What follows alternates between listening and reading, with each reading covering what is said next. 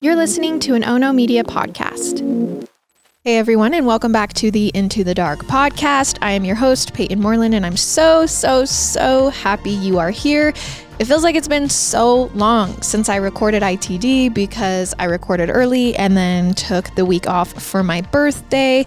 Speaking of that, thank you so much for all of the birthday wishes. I felt so special and I truly love you guys so much. If you are watching this on YouTube and can subscribe, turn on notifications, leave a comment down below. Thank you so much. It's just a great way to interact with the podcast and help out. And if you are listening on audio and can leave a review, I would appreciate it. Honestly, thank you so much for consistently supporting this show. It means more than you will ever know.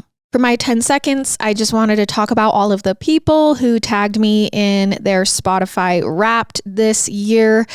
Honestly, it's one of those days that just feels surreal year after year, but especially this year with Into the Dark as a new podcast. You guys know how scary it was for me to start this show, and to see so many people who had both Murder with My Husband and Into the Dark on their top podcasts was an insane feeling. I don't know if this life will ever feel real, but I can't thank you guys enough. And I just wanted to make this 10 seconds about that because I saw all of it and I love you so much. Just a quick cutesy little 10 seconds. And with that, let's jump into the episode. So often when we tell true crime stories, there's a toxic romantic relationship at the heart of the case. It could be a controlling violent partner or an affair that turns deadly. But today's story is also about a dangerous love affair, but the victim wasn't who you might expect. And to this day, there's actually a lot of controversy about this story and how everything in it somehow went so wrong. So in the fall of 2000, Daniel Halseth was starting his final year as a student at Western Oregon University. Again, 2000, Daniel starting his senior year in Oregon. He was majoring in music and had a reputation for being an excellent piano player and drummer. Actually, his friends nicknamed him Drummer Dan. He was also an avid photographer, and Daniel liked to go on these long walks where he'd take gorgeous pictures of the natural world around him. And on top of all of that, he also had a job in telecommunications, which, let's be honest, probably gave him a lot more stability than his music degree would. But that year, he met a local high school senior named Elizabeth. So he's a senior in college, and Elizabeth is a senior in high school. And right away, they felt a connection. So they began dating, and they actually got married very quickly. In fact, the wedding was on July 2nd, 2001, pretty soon after both of their graduations, his from college, hers from high school. And then they would go on to have 3 children together, one right after the other. The oldest was born in 2002, the next in 2003, and then the youngest, a girl named Sierra, came along in 2004. So basically, in the blink of an eye, this couple went from dating to married to being parents in a family of 5. And like you often see when relationships move this quickly, the marriage was rocky, especially given the age gap. 4 years isn't a huge deal for older adults, but it can be a major gap when one person is in high school, like Elizabeth was. So anyway, by 2006, Elizabeth and Daniel were both thinking about their future careers. Daniel had actually gone back to school to get a master's degree, and now he had an IT job in Nevada.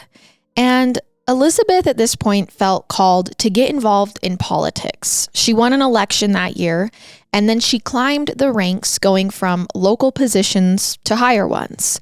And then finally, Elizabeth was actually voted into the Nevada State Senate.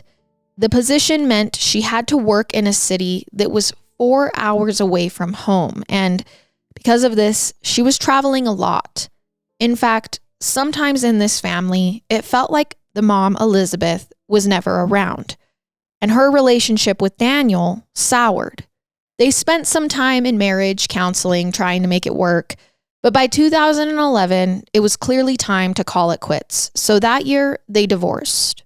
However, according to some allegations, the long distance and Elizabeth's job were not the only reasons for this split. There may have been something darker at the core of this marriage. That same year, in October of 2011, Elizabeth accused Daniel of physically attacking her. She reported the incident to the police and he was arrested. Daniel was charged with open and gross lewdness. And he didn't fight those charges. He pleaded guilty. Then he was sentenced to 6 months of probation. And just a few weeks after this incident, he formally filed for divorce. So that's the timeline. First, the attack happened, then they ended the marriage, and then Daniel had to spend 6 months on probation. Now, that wasn't a very serious sentence, but it probably made it harder for him to advocate for himself in the custody negotiations. The courts were not going to have much sympathy for a man who'd admitted to hurting his wife. And to make matters worse, in 2012, Elizabeth decided to move out of state to Alaska. She quit her government job, only saying that she had to leave due to a, quote, incredibly difficult private matter. The truth was, the stress of everything had been getting in the way of her work for a while. She had missed important meetings and hearings, and her colleagues were even thinking of disciplining her for it. So Elizabeth realized at this point she needed a fresh start, a way to get away from all of this. And that fresh start was going to be in Alaska. But Daniel would be staying in Nevada, which meant a shared custody arrangement for their 3 kids would be almost impossible. There was no practical way for the children to travel back and forth between those states. So one parent would get full custody and the other would almost never see their son and daughters. And as it worked out, Elizabeth won custody. She moved to Alaska and she took the 3 kids with her. But then a few years later, she would actually return to Nevada, which was when Daniel decided to reopen negotiations and try to change the custody terms now that the kids were in the same state with him. And this new battle turned vicious. At different times, both Daniel and Elizabeth were accused of being abusive to their children, and they weren't just accusing each other. At least one of their daughters also made allegations.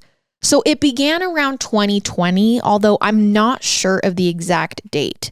So that's when 15-year-old Sierra, this is the youngest child, started texting Daniel, her father, to say that she did not feel safe in her mother Elizabeth's home. She wanted to live with her dad full time because the conditions at her mother's house were impossible for her. Except at other times, Sierra actually told other people that her father, Daniel, was the abusive parent. I don't know the specifics of what she said, but I do know that the adults in her life took her claims very seriously. And she agreed to cooperate in a full investigation with Child Protective Services, but they weren't able to find any definitive evidence one way or the other. So none of these allegations were ever proven. We can't say for sure what was going on behind closed doors in either household. All we can do in this situation is focus on the facts we do know, which is that in 2020, Sierra and her siblings stayed with Daniel over the summer, and this was with Elizabeth's permission. It was the first time Daniel had the chance to have any real quality time with his kids since the divorce. And he used this opportunity to get to know them and learn what sorts of people they were now. Sierra was quiet. She kind of kept to herself. She didn't seem ready to open up to her father. And they actually had a lot of conflicts because she was so strong-willed. Like a lot of teenage girls, she didn't like for Daniel to set rules or tell her what to do. So there was a lot of tension and coldness between them. But eventually, Daniel figured out how to reach Sierra. She loved to dance. All he had to do was put on some music, start swaying to the rhythm, and pretty soon she would jump up and join in. And it was something they bonded over. And they finally began to establish a father-daughter relationship. In fact, from the sounds of things, they might have become pretty close. Because when fall came and it was time to go back to her mom, Sierra refused to leave. She just stayed at Daniel's house. And eventually, law enforcement got involved and told her she had to go back to her mom's. So Sierra moved in with her mom, only to run away right afterward and end up back at her dad's house again. And everything got messy enough that Daniel and Elizabeth had to go to family court to work out a new custody arrangement in October of 2020. Now, during the hearing, all of these different abuse allegations came up. And to try and get to the bottom of things, a judge talked to Sierra, and he could tell something was wrong with her. He actually said, quote, "Something else is going on with Sierra. I don't know yet what that is, whether that's parental alienation, whether that's human trafficking, whether that's manipulation. And I don't know who at this point is to blame for that," which was such a telling summary. Clearly something was wrong, but nobody knew what. Maybe Sierra's mother was hurting her. Maybe it was her father. It could have been both of them or someone else entirely, like a family friend or a teacher. All we can say at this point in this story is that something was not right with Sierra. By the spring of 2021, Sierra was now 16 years old and living with Daniel at their home in Las Vegas. And from what I can tell, her other two siblings were with their mom. Now on April 8th, Elizabeth sent Daniel a few text messages, just checking in, clarifying a few things. This is divorced parents texting each other, checking in. But Daniel never responds. And the same thing happened when his mother, Christine, tried to get a hold of him. She called in the morning and he didn't pick up. She also texted him all through the day, and again, she gets no reply. And all day long, she tried everything she could think of to try and reach him, calling and texting over and over. But Daniel never gets back to her. So eventually, his mother, Christine, gave up on trying to talk to her son directly. And so Grandma figures granddaughter would know where he was and if he was okay. So as soon as Christine asked Sierra what was going on with her dad, Sierra gives her grandma a very vague answer. She wouldn't say where Daniel was or what was going on, which only made Christine feel more worried. So she got a little more forceful, pressing Sierra to explain what he'd been up to all day. One of Christine's texts said, quote, "I'm trying to get a hold of your dad. Where is he?" And Sierra's response at this point was, "His phone has been acting up, but he's okay. It should be all fixed by tomorrow night, no worries." And then she ended the message with a smiley face emoji. Now, if you believe what Sierra said, it was clear why Daniel couldn't answer or reply to texts, but Christine, grandma, didn't believe it. Everything Sierra said was setting off alarm bells in her head. She could tell the teen was changing her story, so she asked more pointed questions, but the more aggressive Christine became, the vaguer and more evasive Sierra would get, almost like she was hiding something. So at this point, Christine was incredibly worried, of course. So as a last-ditch effort, she asked a friend, Peggy Newman, for help. By this point, it was late in the evening, and even though Peggy lived somewhat close to Daniel, she wasn't comfortable going to his home at this time of night. So Peggy told Christine, "Don't worry, I will head over to Daniel's house the next morning and make sure he's okay." And that's what she did on the next day, on the 9th. Now, before Peggy made it to Daniel's house, Christine tried to reach him and Sierra one last time. Maybe she hoped Sierra's story was true. That Daniel's phone really was just broken and he'd reach out and confirm he was fine eventually. Except he still wasn't answering. And when Christine once again asked Sierra about it, she said, "Oh, he's just in the shower," and that he'd text her back as soon as he got out and had a chance to look at his phone. Except Christine didn't believe that. It was after 10 a.m. at this point, and Daniel was not a late sleeper. It would be weird. This would be a random time for him to be showering. So Christine replied to Sierra and told her point blank, "I don't believe you." And she also warned that she would figure out the truth. One of the last messages Grandma Christine sent to her granddaughter Sierra was, "Why are you doing this? Now the police are involved." Except it wasn't the police who were on their way to Daniel's house at that moment. It was Peggy, Christine's friend. And she actually brought her roommate with her because she had a bad feeling. She didn't know if she was going to be safe going there alone. And so Daniel's mom's friend, Peggy, and her roommate get to the house and they go straight inside, which is easy to do because the door was closed but not locked. Now, right away, they could tell something was wrong. And that's because the house was on fire.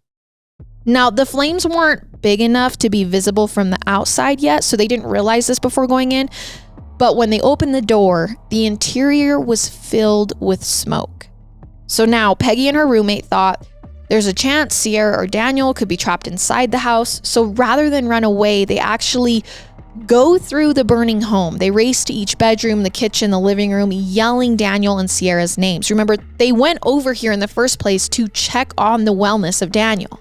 But there was no sign of the father or the daughter. So in the moment, I have to think that Peggy and her roommate were panicked and horrified. And I'm not sure if they actually were paying attention to the surroundings of the house. But I do think it's worth mentioning that the place was visibly trashed. There was a huge mess everywhere, which must have made it harder for these two to even get around and search the home. So finally, they pushed their way into the garage. And that's where they saw something lying on the ground against one of the walls. It was a sleeping bag, but it didn't look empty. It looked like it was full of something. And after a little examination, Peggy and her roommate realized something was in the sleeping bag. It was a person, and they were dead.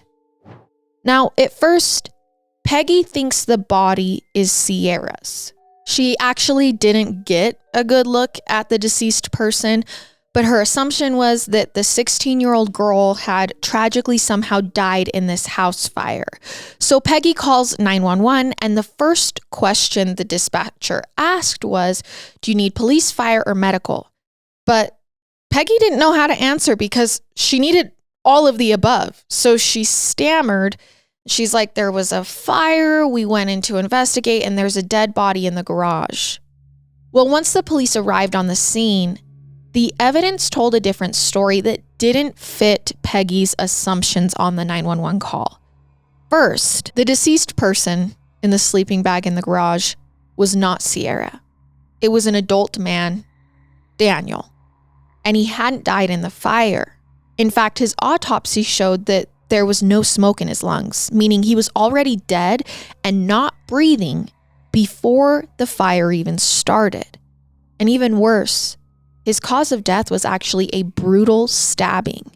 In total, there were more than 70 wounds on his body. Most of his injuries, 42 of them, were on his back. His attacker had also cut his throat, arms, and legs and punctured his lungs 3 times. Many of those injuries were from after he was dead. And it seemed like the killer had used different tools before and after Daniel's death. It was hard to say with certainty because about 40% of his body had burned in the fire, but one theory was that the murderer stabbed him to death with a knife and then switched to using either a circular saw or a chainsaw after he passed away. I've seen both of those possibilities reported in different sources. And police figure this because besides the body, the police also found power tools all over the house that were fairly new. They clearly hadn't been used in any construction projects, but all of these power tools were covered in blood. So the police assumed that someone had murdered Daniel with a knife and then used the power tools to try and dismember the body, but it didn't work, which might be why the murderer then lit the remains on fire. It was pure luck that Peggy and her roommate arrived when they did. They were able to get help before that fire destroyed all of the evidence. So after a bit of investigation, police found out that in the past day, someone had made a lot of purchases using Daniel's credit card. It had paid for bleach, lighter fluid, drop cloths, gloves, and a bunch of cutting tools, including a saw that matched the cuts on the body. So police believe that the murderer had stolen the victim's card to buy the tools after stabbing him to death. And that's not all they took. Daniel's car wasn't at his home. So the detectives reported it as missing and put out a notice all over the region so other divisions would know to watch for it. Now, within 4 days, police in Salt Lake City, Utah, spotted Daniel's truck. And when they searched it, there was a rug in the trunk of the truck and it was drenched in blood. The police had a hard time coming up with a theory about why the killer took the rug. if it was meant to be a souvenir or if the killer just didn't want to leave the evidence at the scene except left everything else, or maybe something else was at play. But here's where it gets interesting. During the course of those 4 days between the murder and the search for the truck, nobody had seen Sierra. She wasn't in the burnt house. She also hadn't come to school. So by this point, Christine had told the police that yes, Sierra was living with him, and here's these weird vague texts that she had sent me on the 8th. So it was pretty clear that Sierra had been hiding something during the time that Daniel was missing and was probably dead and in that garage. And on top of that, the police went to all of the stores where the killer had bought tools with Daniel's card. They found surveillance footage, and it was Sierra making those purchases. She was the one who'd bought the bleach, other supplies. She also went to an ATM and withdrew hundreds of dollars worth of cash from her father's account. So the top theory at this point was that Sierra had committed the murder. She had lied about Daniel's phone being broken to help cover up the crime, and then she took his truck and skipped town. Well, when the police tracked Daniel's car to Salt Lake City, they also found Sierra there. She had just bought a train ticket. Who knows how far she would have gotten if the police hadn't caught her that day. Instead, they got to her just in the nick of time. Sierra was at the station with her ticket in her hand, and she was just about to board the train when police arrested her on April 13th, 2021. And interestingly, she wasn't alone. Sierra was with her boyfriend, 18-year-old Aaron Guerrero. Now, Sierra and Aaron hadn't been together very long. They'd actually just begun dating in June of 2020, so less than 1 year ago. That was the summer when Sierra and her siblings were all staying with Daniel, and you'll remember that at the end of that summer, Sierra refused to go back to live with her mother. So it does seem possible that maybe Aaron was a factor in that decision. Even though her relationship with him was new, the two were head over heels for each other. Things had become very serious very quickly. In fact, just 6 months later, in December, she'd come up with a plan to run away with Aaron to live in Los Angeles. But before they could get away with it, Daniel, her father, had learned about their plot and he had put his foot down. He said Sierra wasn't even allowed to talk to Aaron anymore. He said, "Your relationship with this kid is over." Or at least it would have been if Sierra had followed her dad's rules. But instead, she and Aaron kept seeing each other in secret. And as the police would soon learn, they resolved to do anything they could in order to stay together. And as you're probably guessing right now, they resolved to even commit a murder. See, when the police pulled that surveillance footage from the hardware stores, they learned that Sierra wasn't the only person using Daniel's card to buy supplies. Aaron had also gone to Home Depot to pick up different saws and knives. Plus, after the police arrested Sierra and Aaron, they searched her phone. And there was a video on it that the couple had recorded together the day before their arrests. Day 3 after murdering somebody. Whoa! Don't put that on the camera. In it, they were giggling and cracking jokes. The clip began with Aaron jokingly saying, "Welcome back to our YouTube channel." And then Sierra jumped in to say, "Day 3. And she laughed like it was a funny joke. And then Aaron eerily adds in this video, "Day 3. After murdering somebody." Now, this is a shocking thing to say, but Sierra just smiles at him and says, "Don't put that on camera," like he'd made a racy joke. They also bragged about how they'd been having a lot of sex with each other since committing the crime. And all through the 46-second video, Sierra and Aaron were laughing, kissing, and cuddling. There was no sign that either of them felt any remorse or sadness. And this actually fit in with some additional surveillance footage the police found. Even more video on top of everything else. And these clips were from the train station where Sierra and Aaron had been waiting before their arrest. In this footage, they're kissing and cuddling. It would have been very sweet if not for the fact that they were on the run for a brutal murder. But it was pretty chilling how in all of these recordings, the two of them seemed happy.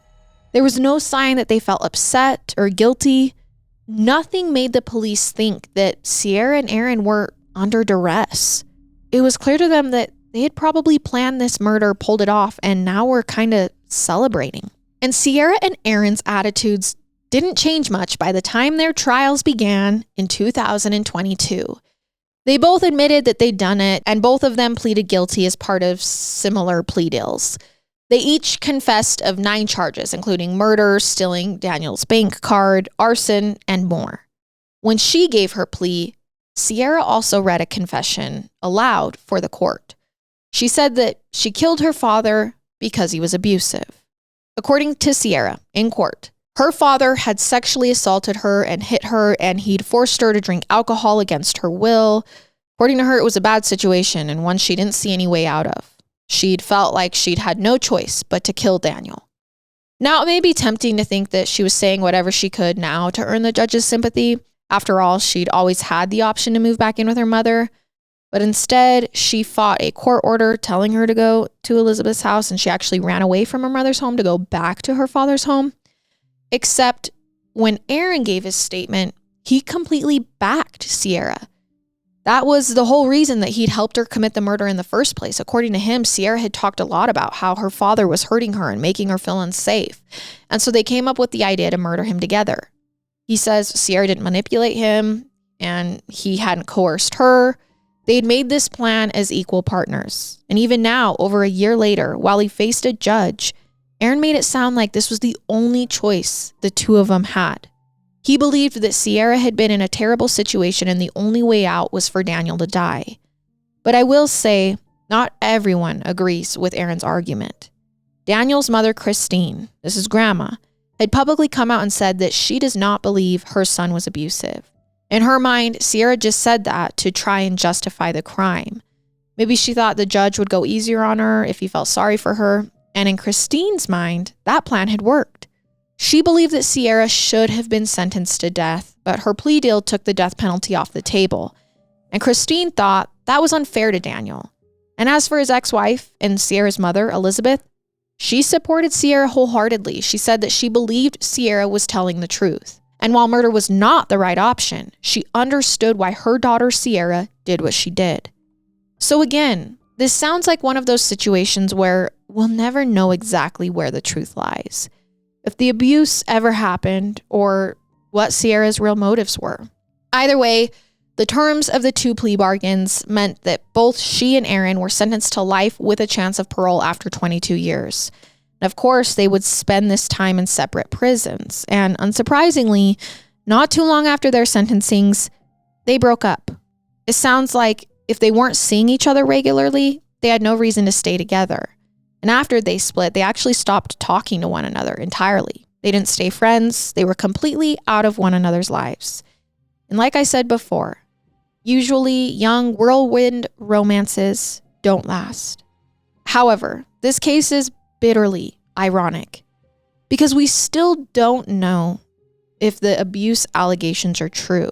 But from the sound of things, Sierra and Aaron also committed the murder because they wanted to stay together. They didn't like that Daniel had forbidden their relationship. And now they had done it. Daniel was dead. And the two of them weren't dating anymore. Basically, Daniel died for nothing if that was their motive. He lost his life to save a relationship that wouldn't last. After the breakup, Aaron gave an interview where he said that at the time of the murder, he was on LSD and he thought that impacted his judgment. And he would have never killed Daniel if he was sober. Besides the LSD, Aaron said he also wasn't thinking clearly because he was off his meds. He had a mental health condition and he was supposed to be taking something to help manage it, but instead, he let the condition go untreated. To hear him tell it, this all made it impossible for him to think rationally about what he was doing or what consequences his actions would have. And as he put it, he made a knee-jerk decision that he now regretted. It didn't even have anything to do with loving Sierra. He says it was truly a spur-of-the-moment impulse. Now, to be clear, even in this interview, Aaron still implied that he believed Daniel had been abusive towards Sierra. It's just that now he thought they could have responded differently. He called the murder an evil act and added that he regretted it every day. And as for Sierra, she has never publicly expressed regret or remorse. She also hasn't ever changed her stance that her dad was abusive. Sierra is 20 years old now and still in prison. So that is the story of Daniel Halseth. Even with Sierra and Aaron's confessions, we don't actually know the entire reason why he was murdered. If it had something to do with abuse or toxic love or something else entirely, Sadly, his family members are also grappling with those questions and pointing fingers in all sorts of different directions. And they might never get peace or closure for his horrific death. And that is our case for today. Thank you so much for listening to this episode, and I will see you next time as we travel further into the dark together. Goodbye.